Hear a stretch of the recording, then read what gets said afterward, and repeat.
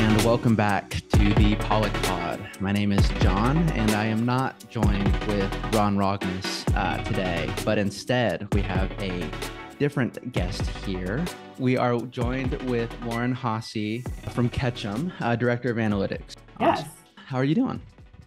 I'm good. How are you? I am doing great. You're in Chicago, right? I am. It is gloomy and rainy here today, but we are like slowly getting towards spring. Getting towards spring. I think this is the first week over here where it's going to be not a pain to be outside.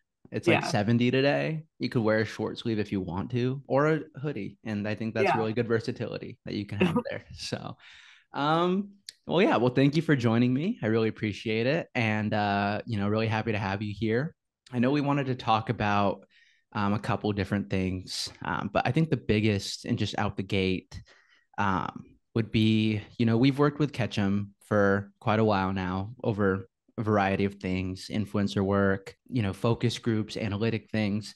And I think one of the biggest things that we put a big priority on in terms of learning kind of what the general consumer is looking like when it comes to Wild Alaska Pollock, and just kind of seeing more insights and just using whatever data we can has been the year-over-year studies. And so with that, do you think you can take us through a little bit of kind of what the year-over-year study is for people who don't know, what it encompasses, and kind of just give a little bit of a rundown? Yeah, I'd love to. So we kicked off the year-over-year studies in 2019. That was our first iteration of the study. And in that version, we were really trying to set a baseline and understand who the Wild Alaska Pollock consumer was at that point. I don't think that GAPP or the industry had done any in-depth research to understand who's eating and engaging with Wild Alaska Pollock, how are people engaging with other types of fish, both whitefish and other types of fish, to understand really where the opportunity was. And so in that version of the study, we had established this fish eating consumer as the opportunity, identifying that fish eaters, people who are already engaged in the fish eating world, are easier to convert to Wild Alaska Pollock purchasers than people who aren't really interested in eating fish already. So from there, we established our target audience. And then over the last few years, have been kind of testing and understanding how consumer preferences, perceptions, awareness of Wild Alaska Pollock has shifted year over year. And I think the biggest thing that we've identified as part of these studies is that Wild Alaska Pollock has more of a awareness problem than anything, because people eat it, they like it when they eat it, but they don't know that they're eating it. And that's kind of always been the biggest issue. And that's been the thing that I think we focused on the most in these year-over-year studies, is showing how awareness and education around the fish is shifting over the last few years. But we also kind of tested a number of different things in these surveys as well. A lot of it stays the same. So it's around perceptions, behaviors, awareness, and education and knowledge of the fish compared to other types of fish. But then we also every year kind of have a section where we're able to understand different things that might be affecting consumers at that moment in time. So during COVID, we had a section on COVID to understand how it's shifting consumer purchasing and eating behaviors. We've had pricing and inflation sections in the past. And I know over the last year or so, there's been a big focus on fish from the US versus fish from other countries. And so we had a section on that as well to understand how US caught fish differs in consumers' minds compared to other countries. So it's really been a versatile study over the years that we've been able to use and kind of adapt to help us understand how current events and real life things are shifting consumers' behaviors, both when it comes to Wild Alaska Pollock, but also when it comes to the fish category overall. And over the last, so what is it, 5 years going into 6? Is there any trends or anything that you've seen kind of stick out during your time? One thing that has been super interesting for me is seeing consumers' interest and awareness around sustainability. I think we've seen that increase over the years, that consumers are becoming more concern with the Mhm. sustainability of their foods. They're using it more to impact and influence their food purchasing behaviors. And we've also seen that they're becoming more aware and familiar with Wild Alaska Pollock's For sure. sustainability story, which is great. So that's been really interesting over the years for me. I think this is my fourth or fifth year of working on the study. So I've worked on Mhm. it almost the entirety of Yeah. the time that we've been doing it. But then also last year was really interesting to me, specifically because we saw that millennial age range really pop in terms Mhm. of fish consumers as well as the multicultural fish consumers. So we saw a larger portion of the fish consuming audience identifies as multicultural and millennial. Mhm. And obviously, those things have a big impact on the foods that they're eating, how they're engaging with the category. And something for millennials that I think we talked about last year was everyone in their mind still thinks millennials are really young. Yeah. They're not anymore. The older end of millennial is 40 or in their lower 40s, early Uh-huh. 40s.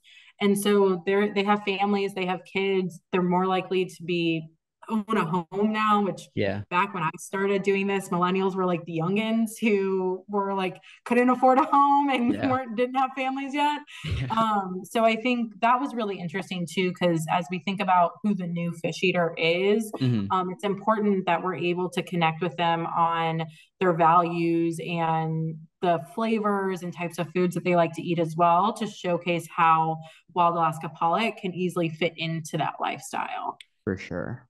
When people are looking then to try to market or to try to get more awareness for their Wild Alaska products or just Wild Alaska Pollock in general, focusing on that millennial group is key, right?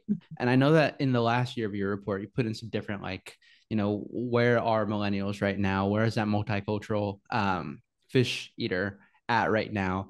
So, what goes into that data when you're looking at kind of where everybody is? Kind of what messaging is really good to be able to speak to this consumer and just the best way to get the story out. Yeah. So are you asking kind of what like the methodology is behind it or Yeah, I would say yeah. so. I know we've done some like focus groups in the past that Yeah. I've sat in and on. And so I think it's just a cool experience, just or a cool set of procedures, I guess, that y'all Yeah. do. Yeah. So for the year over year study specifically, it's a survey, it's an online survey of Mm-hmm. over 1,000 consumers.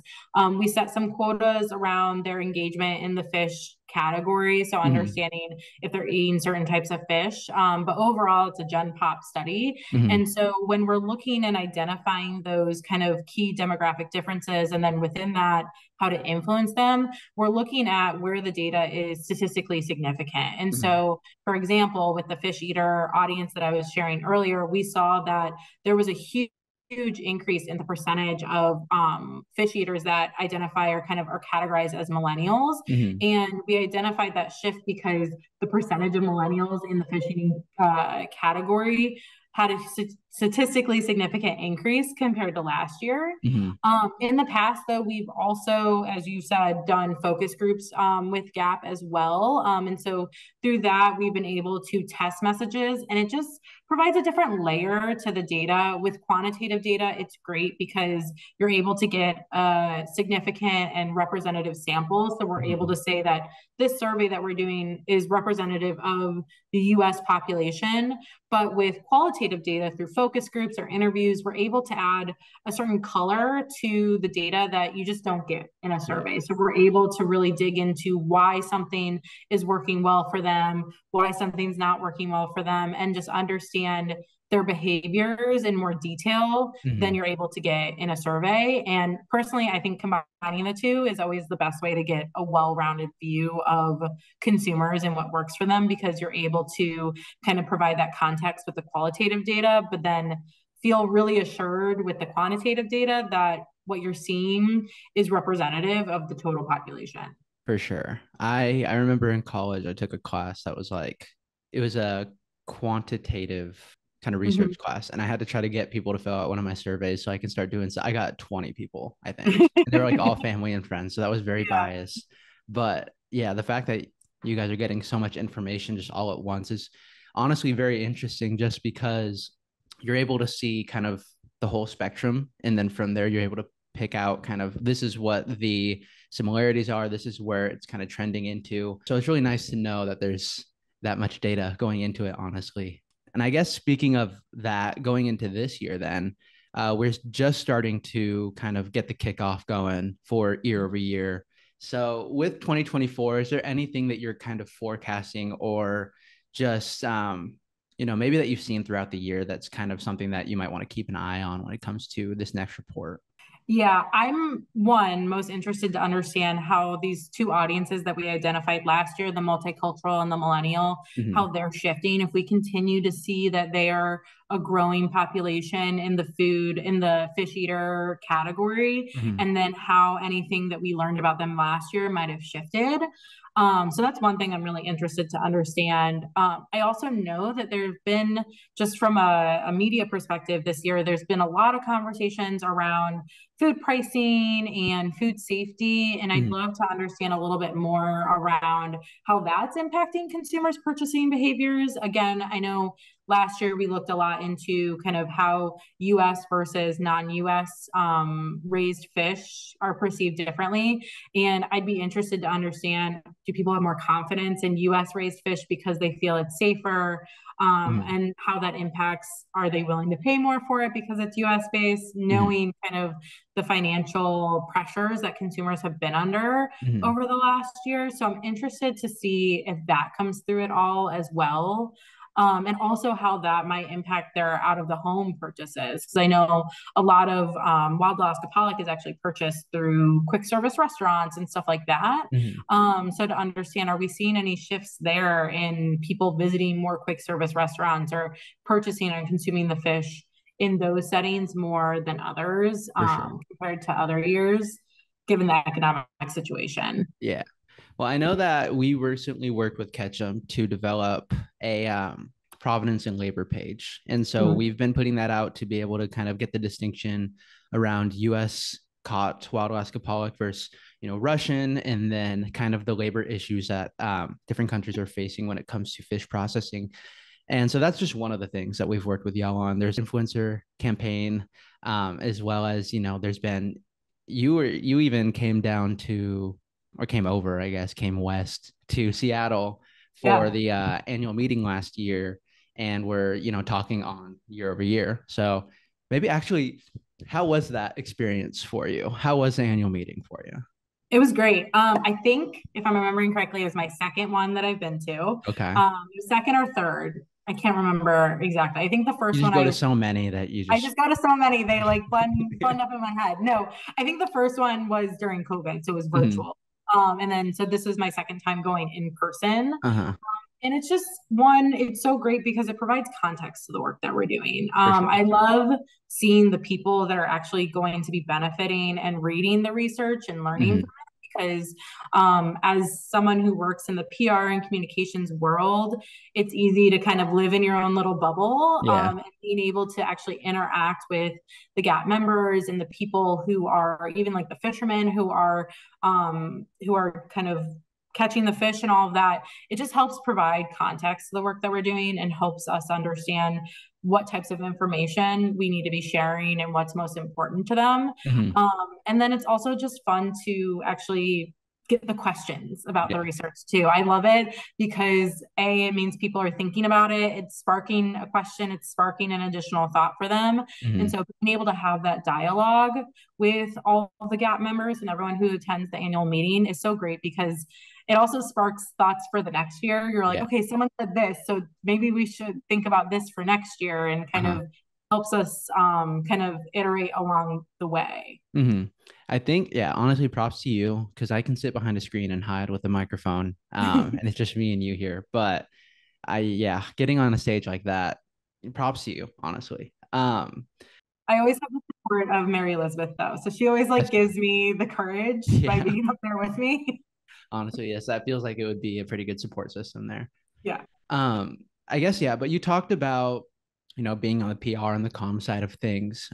So with that, just for maybe people who don't know who Ketchum is, do you think you can just talk a little bit about what Ketchum is and, maybe a little bit more about what you do there as well? Yeah, I'd love to. So Ketchum is a full service communications consultancy. So ultimately what that means is that we work with clients on a number of different types of communications needs. So as you were saying with GAPP, we work with you all specifically on an influencer campaign, or multiple influencer campaigns, I should say. We have a creative team that worked with you all on developing that really awesome Pollock people video and campaign. So we have a creative team in-house that's able to kind of do all that type of production work. We also kind of the bread and butter of communications and PR is earned media. But again, we're so much more than just earned media. We work with in the sporting world, we work with entertainment, we do events. So we are very much a full service communications consultancy. And I specifically sit on our research and analytics team. We have one of the largest research and analytics teams within a communications firm or PR firm. And we help our clients on similarly a number of different communications requests. So oftentimes clients come to us and they want to understand their target audience better. They want to understand how to use communications to influence their target audiences. They want to know what's going on with their competitors. And so we have a ton of different capabilities, from quantitative research, like I was saying earlier, so running surveys and stuff like that, to qualitative, so focus groups, interviews, and then secondary research, so media landscapes, audits, etc. And then we also have some really great measurement and influencer capabilities as well. A lot of that we do with GAPP. So we're able to use research and target audience information to help clients identify the right influencers they should be working with. And then we're also able to showcase the impact of influencer work or any other types of communications work on consumers, and how they think about and perceive certain foods and products, and then how they're actually going to the store and purchasing those products. So we're able to really showcase the impact at the very bottom of the funnel in how they're actually changing their actions and perceptions with a product or a brand. Well, yeah, definitely full service. Like but I think another interesting thing that we've done with GAPP over the last few years is some of that impact studies that I was mentioning. And we've been able to show the direct impact of influencer campaigns on how people are thinking about Wild Alaska Pollock and how they're purchasing Wild Alaska Pollock, to show that the influencer campaigns are having an impact on people thinking more positively and being more aware of the different attributes of Wild Alaska Pollock, and people actually putting it in their shopping cart and buying products.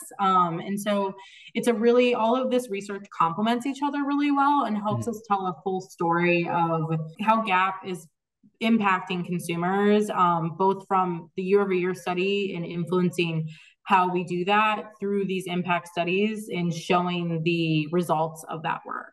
For sure. I mean, throughout all of it, y'all have been a great partner and helped with a bunch of different things. I know in your last year-over-year, it was, I think Wild Alaska Pollock passed Haddock in terms of familiarity. I think so, yeah. Yeah. So just being able to kind of show that work through all of the years, I think that's one of my favorite parts, is just being able to look back on different year-over-year reports and kind of seeing where you were to where you are now. And it just makes me very optimistic going forward that, maybe in the next 5 years, we're looking at this completely different, it's completely different landscape. And I think that's just very exciting. And obviously, fingers crossed it's going to be for the better, but it's just really cool to think about. So yeah, but awesome. Thank you so much. I really appreciate you hopping on today and being able to talk about, different fish topics. But I really appreciate it. And thank you.